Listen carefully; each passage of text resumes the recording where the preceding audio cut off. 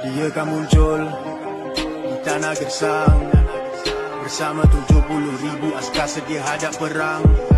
Sekalian alam terpinga-pinga, dari kurosan mereka berjalan keliling dunia.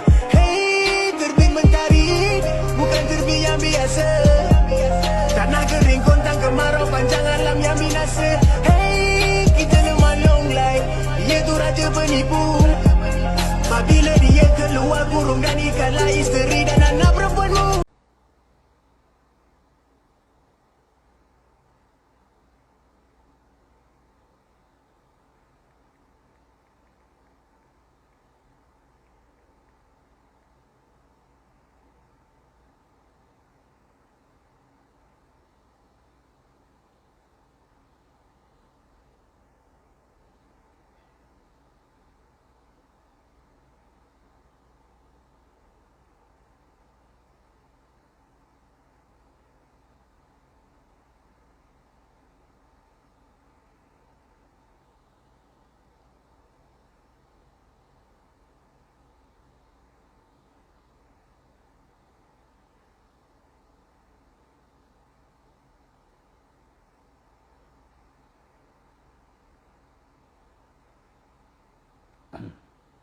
Boleh dengar insya-Allah. Kita mula dengan Ummul Quran. Al-Fatihah. A'udzubillahi minasyaitonirrajim. Bismillahirrahmanirrahim. Alhamdulillahirabbil alamin. Arrahmanirrahim. Maliki yaumiddin. Iyyaka na'budu wa iyyaka nasta'in. Ihdinas siratal mustaqim. Siratal ladzina an'amta 'alaihim ghairil maghdubi 'alaihim waladdallin. Amin. Boleh dengar insya-Allah. A'udzubillahi samil alim minasyaitonir rajim. Bismillahirrahmanirrahim. Innal hamdalillah nahmaduhu wa nasta'inuhu wa nastahdi wa nastaghfiruh wa na'udzu billahi min shururi anfusina wa min sayyiati a'malina. May yahdihillahu fala mudilla lahu wa may yudlil fala hadiya lahu. Asyhadu an la ilaha illallah wahdahu la syarika lah wa asyhadu anna Muhammadan 'abduhu wa rasuluh. Qala rabbi shrah li sadri wa yassir li amri wahlul 'uqdatam min lisani yafqahu qawli. Rabbi zidni ilman amma ba'd. Assalamualaikum warahmatullahi wabarakatuh. Alhamdulillah. Pertama, mari sama-sama kita bersyukur kepada Allah Subhanahu wa taala. Dengan keizinan Allah, dengan kasih sayang Allah, kita diberikan kesempatan pada malam ini untuk sama-sama kita meneruskan program kita. Alhamdulillah. Dan pada malam ini kita mulakan dengan kita mohon ampun kepada Allah. Astaghfirullahalazim, astaghfirullahalazim, astaghfirullahalazim allazi la ilaha illa huwal hayyul qayyum wa atubu ilaih. Kita bertaubat kepada Allah. Kita mohon kepada Allah, jangan jadikan dosa-dosa kita, kelemahan kita, keaiban kita, kehinaan kita penghalang barakah, penghalang rahmat, penghalang hidayah, penghalang taufik daripada Allah. Selawat dan salam kepada Rasulullah sallallahu alaihi wasallam.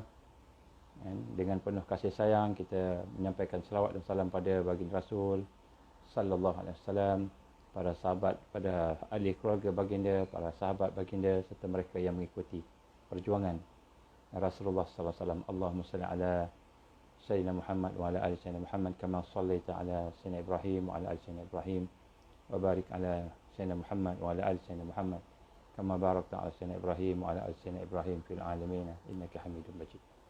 Alhamdulillah. Tuan-tuan dan puan rahmati Allah, kita malam ini akan bincang satu tajuk yang agak berat, agak besar. Kita akan mengupas tentang hadis Nabi sallallahu alaihi wasallam yang diriwayatkan oleh Imam Ahmad yang bersangkut paut dengan fasa-fasa kepimpinan. Saya pernah kupas hadis ini sebelum ini dalam beberapa siri, tetapi pada hari ini dan pada kali ini kita akan melihat secara detail beberapa fasa-fasa yang ada, termasuklah fasa yang keempat sekarang. Dan mungkin tuan-tuan perempuan diharap dapat bersabar sebab sebahagian daripada perkara yang kita sampaikan ini adalah merupakan perkara yang telah pun kita sampaikan. Saya gabungkan kerana ada di kalangan kita yang mungkin tidak mendengar siri-siri yang awal. Kalau kita tak bincang daripada awal, kita bimbang tidak faham. Dan insya-Allah pada malam ini kalau tidak sempat saya akan buat sampai besok. Besok malam kita akan sambung insya-Allah.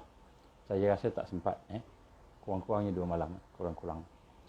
Kita mulakan dengan berdasarkan kepada topik perbincangan. Ada 5 perkara yang akan saya sentuh. 5 perkara yang membawa kepada 2 hari, kurang-kurang atau 3 hari. Yang pertama sekali kita akan mengenali qadhiyah Islam. Qadhiyah Islamiah, permasalahan Islam mengikut fasa-fasa pemerintahan dan amar ma'ruf nahi munkar. Jadi kita akan lihat setiap fasa tu dia ada dia punya fiqh dia punya fiqh dia. Jadi kita akan tengok sikit sebanyak apa yang diurai oleh para ulama kita, saya cuma sampaikan. Kemudian begitu juga kita akan berbincang tentang kekeliruan yang berlaku ketika memahami fasa. Di mana daripada kekeliruan itu telah menyebabkan berlaku beberapa penganiayaan dan penzaliman. Sehingga sebahagian daripada mereka yang bergelar ulama, rupa-rupanya ulama usuk.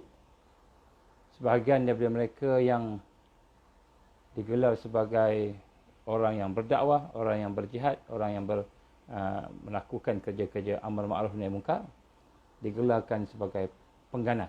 Jadi kita akan tengok kekeliruan itu. Fiqh ada kekeliruan di zaman kita ni, di masa kita ni dan di masa yang sebelumnya. So kita akan melihat juga kekeliruan itu bagaimana pula dengan Malaysia. Malaysia pula macam mana. Kita akan tengok sikit insya-Allah. Kemudian kita akan bincang penggunaan selepas itu menuju kepada kemuncak fitnah. Kita akan bincang penggunaan Great Reset. Adakah Great Reset ini satu konspirasi, satu teori, satu ilusi kan? Kita akan bincang. Tapi mungkin besok malam. Tak sempat saya rasa. Jadi kemudian lepas itu kita akan bincang tentang fasa kemenangan dan kebangkitan. Ini kita akan bincang secara ringkas dan kemudian lepas itu bagaimana mendapat husnul khatimah. Husnul khatimah pada akhir zaman. Macam mana akhir zaman ni kita nak dapat husnul khatimah, itu di akhir. Jadi mungkin kita akan ada 2 hari ni yang esok ataupun 3 hari, antara 2 lah insya-Allah. Baik, mari sama-sama kita mulakan dengan hadis Rasulullah sallallahu alaihi wasallam. Hadis ini agak panjang. Hadis yang diriwayatkan oleh Imam Ahmad, hadis ini sahih. Diriwayatkan Imam Ahmad, begitu juga At-Tabrani dan sebagainya, yang disahihkan juga oleh Albani. Disahihkan oleh Albani juga, dan hadis ini hadis sahih. Hadis ini panjang, saya bacakan makna sajalah sebab kita bimbang masa kita.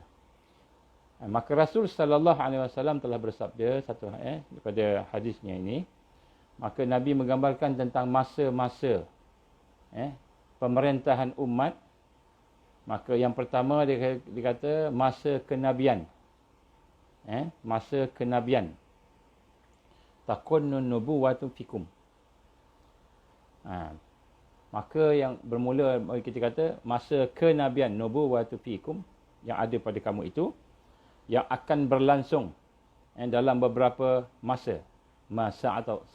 Sa'allahu, Allah akan memberikan kepada kita beberapa masa, beberapa tahun, kemudian Allah mengangkatnya. Kemudian setelah itu masa yang kedua, dia sebut ke khalifah yang mengikuti manhaj Nabi ataupun khulafa ar-rasyidin, yang kita panggil sebagai khulafa ar-rasyidin, yang mana khilafatun ala minhajil nubuwah, dia akan berada bersama-sama dengan kita. Lepas itu dia berapa lama dia akan diangkat, habis. Selepas tu masa datang pula masa raja-raja yang menggigit selama beberapa masa.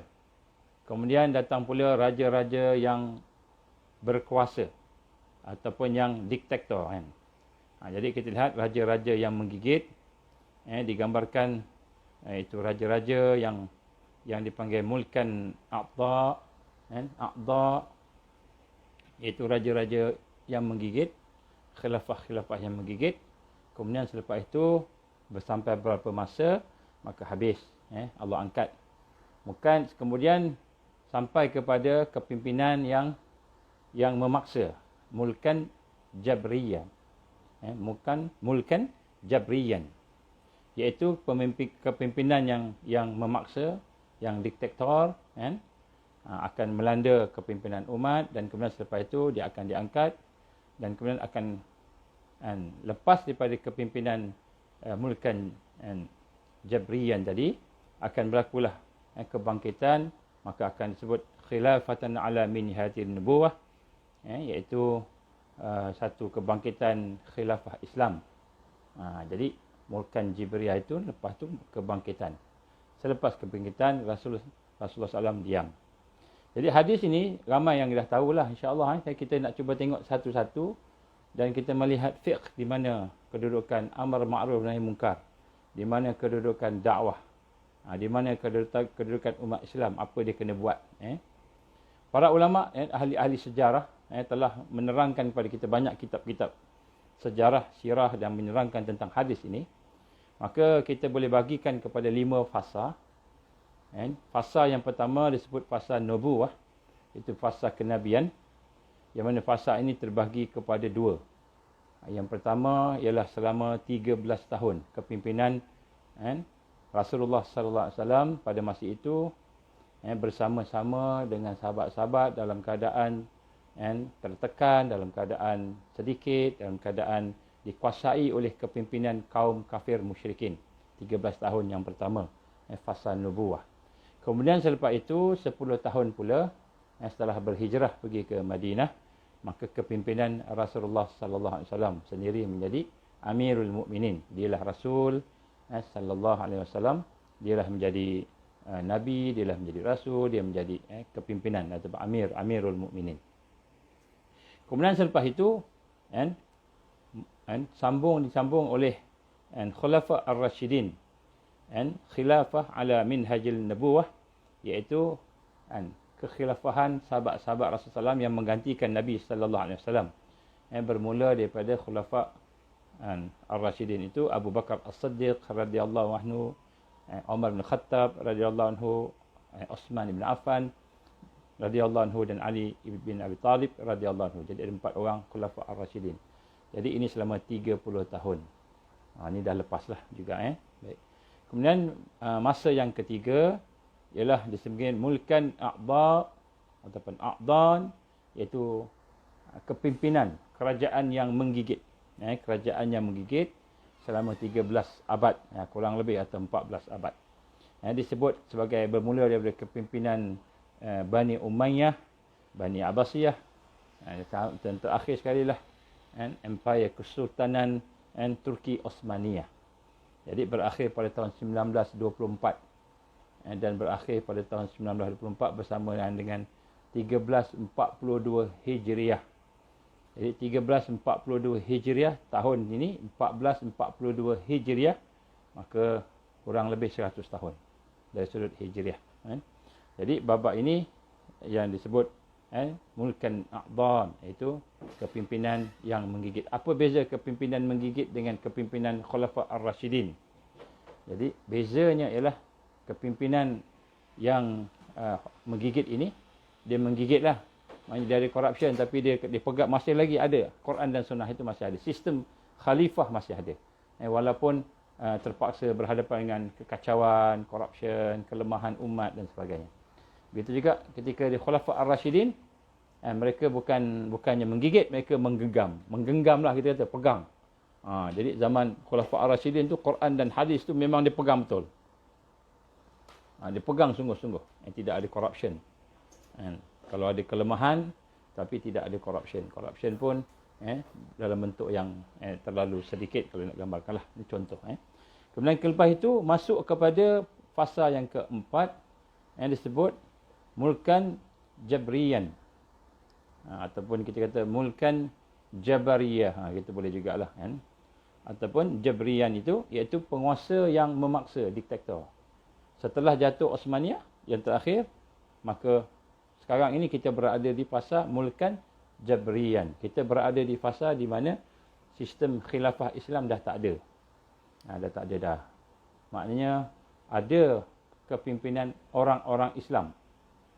Kepimpinan orang-orang Islam. Rajanya Islam, Perdana Menterinya Islam. Tetapi dia tidak merupakan sistem Islam. Sebab tu ulama-ulama ijma' lah.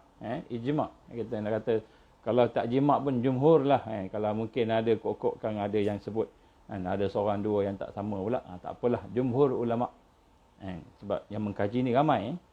Menyatakan bahawa fasa yang keempat, mulkan Jibrian itu adalah fasa sekarang setelah kejatuhan Osmaniyah. Iaitu setelah kejatuhan Osmaniyah, tidak ada mana-mana negara dalam dunia yang mengamalkan sistem yang berasaskan Al-Quran dan Sunnah Rasulullah sallallahu alaihi wasallam. Tak ada. Jadi ini jumhur ulama. Kalau ada pun mengamalkan Sunnah ataupun Quran, bahagian-bahagian tertentu saja. Dia tak semua. Macam negara kita sendiri pun, kita ada perlembagaan kita, yang dasarnya itu berbantung kepada the common law of British. Jadi ada dia punya tu. Walaupun ada Islam-Islam. InsyaAllah kita akan bincang tu. Baik. Kemudian babak yang kelima, setelah daripada itu, iaitu digambarkan kepada akan ada khilafah ala minhajil nubuwah. Maknanya akan patah balik macam mana zaman Khulafa Ar-Rashidin. Ini yang menarik ni.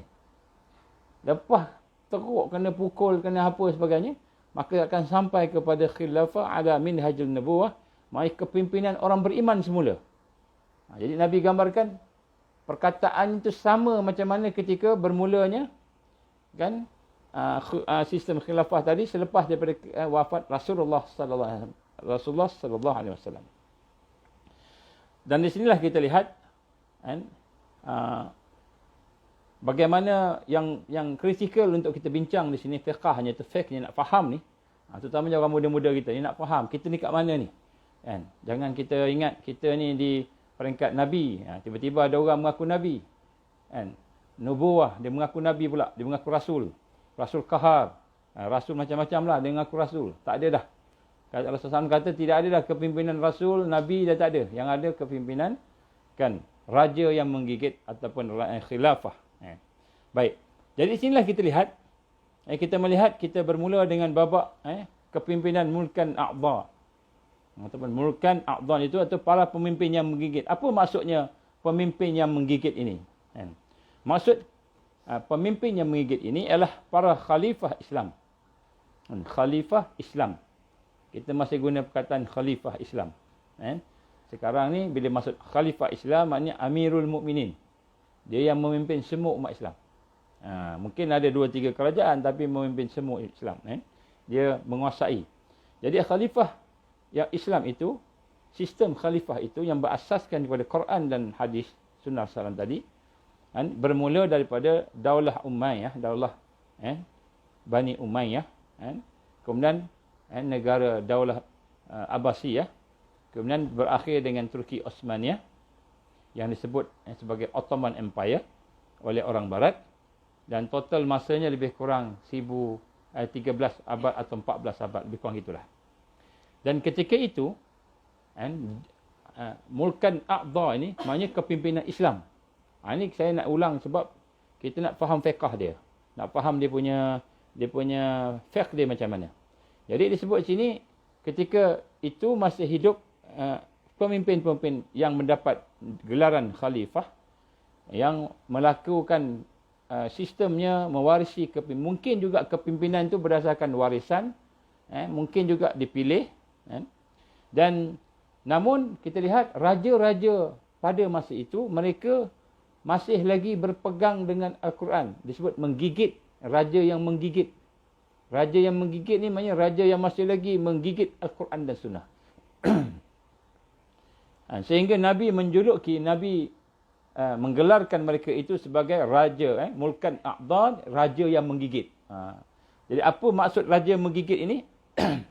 Raja yang menggigit ini maksudnya ialah mereka masih lagi menggigit Al-Quran dan Sunnah Rasulullah sallallahu alaihi wasallam. Saya minta izin minum sikit. Bismillahirrahmanirrahim.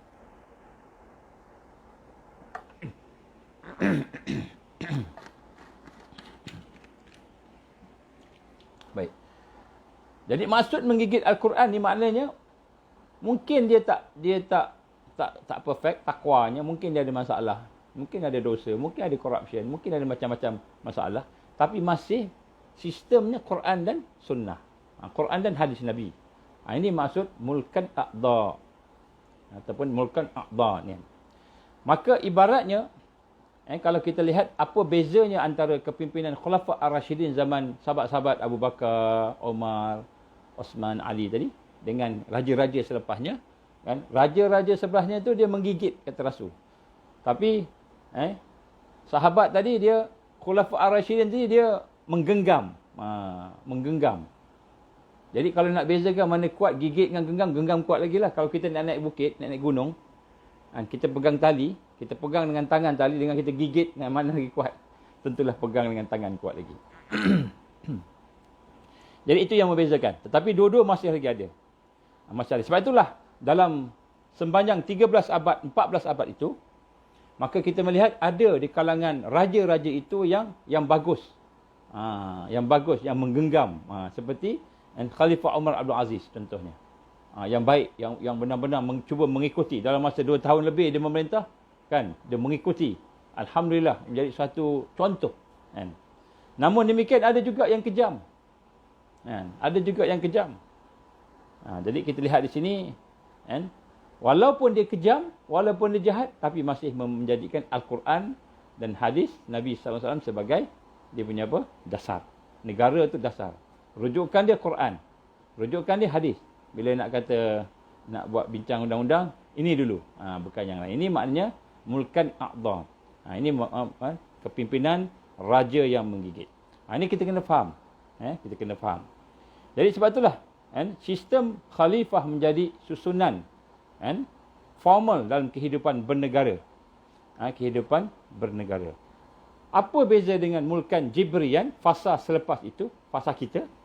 Ulama-ulama mentafsirkan bahawa mulkan Jibrian ini adalah merupakan fasa di mana pemimpinnya diktator. Pemimpinnya ada masalah. Ada 2 masalah. Yang pertama, masalah personal. Masalah peribadi. Pemimpinnya ada masalah peribadi. Ini zaman kita. Pemimpin ada masalah peribadi. Yang kedua, pemimpin ada masalah dari sudut sistem. Ini mulkan Jibrian. Fasa keempat ini ialah fasa yang digambarkan oleh Rasul sallallahu alaihi wasallam bahawa umat Islam dalam keadaan kepimpinannya ada masalah dan sistem kepimpinan pun ada masalah. Ini 2. Zaman kita lah. Zaman kita. Jadi ini perbezaan yang paling besar sekali, yang ketara sekali. Jadi sebab itulah ketika berada di zaman fasa yang keempat ini, contohnya, maka umat Islam mengalami pengusiran daripada rumah. Kita tengok kena aniaya, kena zalim, kena bunuh, kena boykot, macam-macam lah, kena seksa, kan? Ethnic cleansing, kan? Pembunuhan secara beramai-ramai. Ketika zaman Khilafah Islamiyah, kan? Fasa ketiga tadi, iaitu raja-raja menggigit tadi, kan? Umat Islam tak pernah berada dalam keadaan macam itu. Dibantai beramai-ramai, mesti ada yang protect. Mesti ada yang protect. Tapi masa zaman sekarang tak ada. Jadi, zaman Khilafah Islamiyah tidak ada keadaan-keadaan yang kita alami sekarang. Sebab itulah sebenarnya kita sekarang berada di zaman mulkan Jibriyah tadi, kepimpinan yang diktator tadi, sama macam zaman ketika Nabi sallallahu alaihi wasallam bersama sahabat-sahabatnya di peringkat Mekah. Di peringkat Mekah 13 tahun. Kenapa? Sebab ketika itu kepimpinan yang menguasai Nabi dan sahabat-sahabat tadi, kelompok orang Islam tadi, ialah kepimpinan yang mempunyai sistemnya, sistem bukan Islam ataupun sistem yang berdasarkan hawa nafsu. Sistem yang berdasarkan hawa nafsu. Jadi, fiqh ketika di zaman itu lebih kurang sama lah dengan fiqh ketika di zaman mulkan Jibrian zaman ni. Lebih kurang sama. Tak sama sepenuhnya. Sebab dia ada perubahan flexibility. Tapi lebih kurang sama. Lebih kurang sama. Kita akan tengok nanti. Jadi sebab itulah perjuangan di Mekah tak sama dengan perjuangan ketika di Madinah. Dari sudut fiqh. Dari sudut cara kaedah dakwahnya. Contohnya. Dari sudut kaedah tarbiyahnya. Contohnya dari sudut kaedah perjuangannya. Dia ada berbeza-beza. Di mana ketika di Mekah dulu, sahabat-sahabat juga mengalami yang sama. Ada dianiaya, diseksa, diboykot, malahan dibunuh. Sampai peringkat terpaksa hijrah. Terpaksa hijrah ke Absyah. Contohnya. Pernah satu ketika oleh kerana penderitaan yang amat berat yang dialami oleh para sahabat. Salah satu seorangnya Khabbab bin Arat radhiyallahu anhu. Dia salah seorang orang yang dianiaya. Kan? Khabbab ini dia pernah kena ketuk kepala dia sampai lembik. Kan? Maka dia bertanya dengan Rasulullah, "Ya Rasulullah, kan, bila lagi kita nak menang ni?" Macam itu. Macam hari ni lah. Orang anak-anak Palestin tanya kepada ketua-ketua dia, "Bila kita nak menang ni? Bila nak kalahkan Israel ni? Bila kita nak menang ni?" Contoh. Jadi zaman sahabat pun ada. Mata nasru minallah. Bila kemenangan daripada Allah? Soalan-soalan itu. Maka dijawab oleh Rasulullah sallallahu alaihi wasallam keluhan sahabat ni. Ini kita nak kena belajar ni. Kan? Memang susah, memang payah. Besok saya akan sentuh apa yang susah, apa payahnya. Bakal ni orang menakutkan. Tak apa, kita akan tengok nanti. Maka jawab Nabi sallallahu alaihi wasallam. Apa jawapan? Ini fiqh yang kita kena faham. Dalam keadaan yang kita ditekan, dikelilingi, dimulakan Jibrian ini, maka Nabi sallallahu alaihi wasallam pun menjawab. Hadis ni panjang. Saya bacakan makna saja. Ada seorang dahulu yang ditanam badannya ke dalam bumi sehingga sebatas leher. Lalu kepalanya digergaji sehingga terbelah dua. Namun perkara itu tidak menghalang dia untuk tetap beriman. Jadi zaman-zaman Mekah ni, Nabi kata apa? Zaman dulu yang masa zaman macam kita ni, zaman susah ni lah. Kan? Ada hamba Allah yang beriman ni, ditanam sampai paras leher. Saya dah tengok dah. Satu video yang ditayangkan di Syria, ditanam. Mula-mula sampai leher. Lepas tu, dia tanam sampai kepala. Sampai leher dia suruh sembah Bashar. Dia kata tidak ada Tuhan melainkan Bashar. So dia suruh iktiraf Bashar sebagai Tuhan. Jadi akhirnya dia dibunuh. Jadi kata Rasul sallallahu alaihi wasallam, ada zaman sebelum kamu ni, dia kata, ialah orang beriman ditanam sampai ke lehernya, kemudian kepala dia gergaji dua. Kan? Tapi tetap dia beriman, beragama. Kemudian ada di kalangan orang beriman sebelum kamu yang disisir, yang disikat dengan besi. Maknanya badan dicarik-carik dengan besi. Dicarik-carik, dikoyak-koyakkan sehingga terkelupas dagingnya. Nampak tulangnya, kata Rasul sallallahu alaihi wasallam. Maknanya tahap di Mekah ni macam gitu. Dia punya susah dia tu. Berlaku tak zaman kita? Mulkan Jibriyah ni, masa kampanye ni, berlaku. Sekarang berlaku. Jadi, dikata disisir. Berlaku di Palestin. Salah satu siksaannya dalam penjara Israel, dia patahkan tulang. Dia cucuk. Ada yang satu dia siat. Disiat apa namanya rambut ni, dia tarik siat. Kulit ni disiat kulit. Kemudian namun mereka tetap beragama, kata Rasulullah sallallahu alaihi wasallam. Wallahi, demi Allah, sesungguhnya urusan ini akan disempurnakan. Ini janji Rasulullah sallallahu alaihi wasallam. Ini hadis sahih, tuan-tuan. Sesungguhnya urusan ini akan disempurnakan. Maknanya kamu ni sekarang ni susah ni, kita ni sekarang susah. Kita akan susah lagi. Lepas ni akan susah lagi. Kita ni. Akan disempurnakan sehingga seorang pengembara berjalan dari San'ah sehingga ke Hadral Maut tidak merasa takut kepada apa pun selain Allah ataupun serigala yang menerkam gembalanya. Akan tetapi kamu ni tak bersabar. Kamu ni tak sabar lagi. Jadi kita ni, kalau di zaman kita ni kita masih boleh mengeluh lagi, maka Rasul kata apa? Kalau ada Nabi lah depan kita, kamu tak sabar. Ini hadis riwayat Imam Bukhari. Sebut kat sini bahawa Nabi sallallahu alaihi wasallam menggambarkan kepada Khabbab bin Arat tadi radhiyallahu anhu, dia kata, memang susah, memang payah. Tapi kamu apa? Kufu aydiyakum. Genggam tangan kamu, wa aqimus salah, dirikan solat. Maknanya kita sabar, kita tenang dengan solat. Ini digambarkan. Baik. Apabila kita melihat akan perkara ini, maka akan berlaku beberapa kekeliruan. Ini kita nak bincang, ini penting ni. Kekeliruan tatkala ketika mana mulkan Jabariyah atau bukan mulkan Jabriyan tadi ataupun Jibrian tadi diletakkan sama dengan mulkan A'dhan. Jadi sekarang ni apa dia Di mana kekeliruan kita ni? Kekeliruan kita ni terutamanya dalam bahagian kita nak bergerak sebagai seorang Muslim, mukmin, sebagai satu organisasi, sebagai satu kita kata pertubuhan Islam, sebagai satu gerakan Islam. Tuan-tuan puan-puan, tajuk ni kenapa saya pilih tuan-tuan? Tajuk ni agak sensitif. Bukan agak sensitif, memang sensitif. Tapi sebab ada soalan, banyak soalan tanya pasal tajuk ni. Fiqh ni. Jadi saya pun kata, saya tengok balik kajian nota-nota saya dulu. Saya tengok, saya campur gabung sikit apa yang saya baca-baca. Saya bincang-bincang dengan orang-orang alim. Saya tanya-tanya sikit.